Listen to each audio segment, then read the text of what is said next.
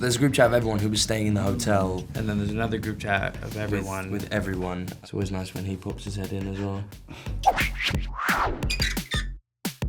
Well, first of all, guys, congratulations. The film's incredible. It was so intense. It's such a tough watch, but you are all fabulous in it, so congratulations. It's really well done. Thank you. It's obviously a very, very heavy film, so I'm curious to know, how did you guys balance that out off screen with any lighthearted moments or really just to keep the mood going? Yeah, Michael was kind of a great source of levity, and he often knew exactly kind of what strings to pull and what little jokes to say, what bits to do. He developed plenty of bits. Quinn was also very important in that. We all were. We all sort of balanced off extreme balance between, you know, not only when to laugh, but when to be serious, when to get people's energy up, when to yell and motivate one another. Was there one specific moment during training that you all felt like it clicked, the brotherhood, the bond, that we are finally one team, we are one? The first day was kind of it united us because it was so obviously going to be it had a novel reason for existing in the first place. It had a novel method of execution, and the whole thing was just novel. I mean, even down to whatever forces brought Ray and Alex together, and we were sort of united in the privilege of being part of something that was innovative. And I saw that in boot camp, Ray only spoke to Charles and Will to depict real-life Navy communications. Myself, Charles, and Joe kind of formed the leadership group or head shed. He would give us the information, and we'd disseminate it across the group. How do you feel that impacted training for you? Yeah, well, it's important to, kind of point out that regardless of the experience levels, ages, or whatever else, everyone was an equal. But we did embrace that chain of command and that kind of militant structure. And that was key to, I think, feeling a degree of authenticity and also making sure that we operated with efficiency and order when we were on set. There was a methodology there in terms of the way that they kind of put it together, Alex and Ray. The fact that we had those leadership roles in terms of Will and Charles and Joe as well, it meant that we were quite self-sufficient as a team, as a cast. You know, we rarely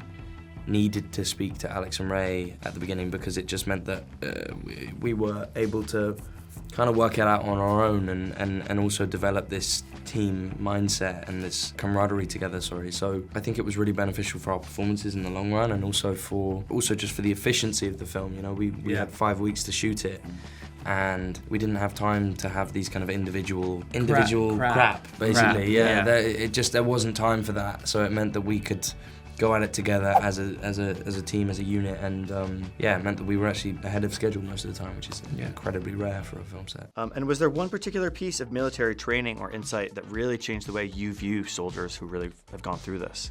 We learned an extremely condensed version of the things that they have to learn. I mean, they're extremely complicated applications of not only how to speak on radio and tactics and mindset. I mean, there was a lot there that we learned very condensed. But I will say that, back to sort of what Kit was just saying, it did completely shift the sort of chaos that sets can sometimes have when you assign a leadership role. Each person, it was very taught to us that, you basically only have your foot around you, 1 foot, that's your job. Like, there's nothing else, there's no conversating about what someone else is doing or if you want to do this or whatever. There was none of that. You had protocol to follow. Because of that, it sort of allowed a extreme sense of service. You just did your job. I mean, you trusted everyone, others to do theirs, and you trusted others to do theirs totally, and that was extremely incredible.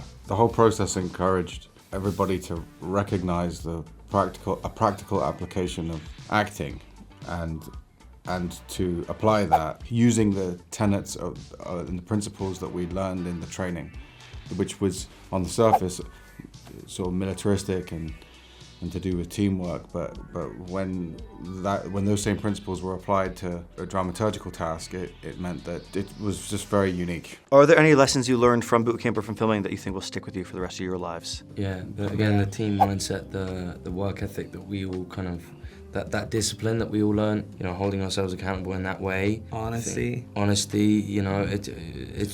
it did kind of teach us a lot. I think certainly professionally, I feel, I went and did a play after that, and I think I was able to apply a lot of it to that. There's so much, and I do also, I think as the youngest person in the cast, I felt like I stepped onto a job where I had a lot of role models, you know, like I've had a lot of really exemplary examples of people working in this industry and also just, you know, young men. So I felt like still now I have I've gained, you know, all of the guys I feel like I can learn stuff from and still do learn stuff from. It's a real brotherhood. Like you can see the connection between you all, which is amazing. So yeah, I look forward to seeing your careers blossom and who continues to work together and, you know, to see you guys out and about. So on that final note, because there's so many of you and there is an incredible brotherhood between you, what's the group chat saying?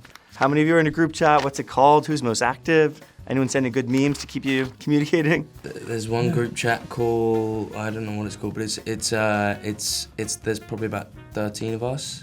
Yeah, I think it's OP1 and OP2. Yeah, everyone who was there's a group chat of everyone who was staying in the hotel. And then there's another group chat of everyone. With everyone. They're all pretty great. You know, fairly active. Everyone talks, checks in with each other. we speak probably daily. Yeah. You know, even when we're all busy, which is nice. Yeah. It's always nice when he pops his head in as well. He sends us a song or a little anecdote. But you're booked and busy as well, so. No, I mean, whatever. Nice. Well, thanks guys so much. Looking forward to tonight. I'll see you guys at the carpet. Thank you. Thank you.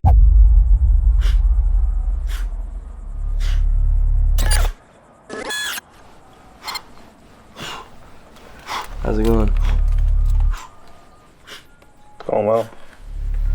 Okay. That's that new guy energy.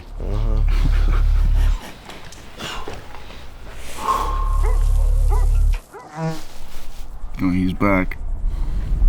That's the fourth time he's done that. Is he peeking or probing? Speaking with serious intent to probe.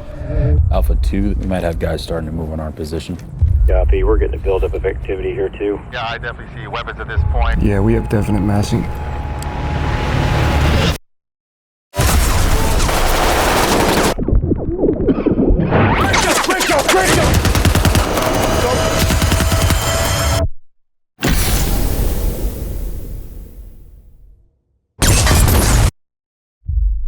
Redman 08 is profane. We're seeing activity converging to your north and south.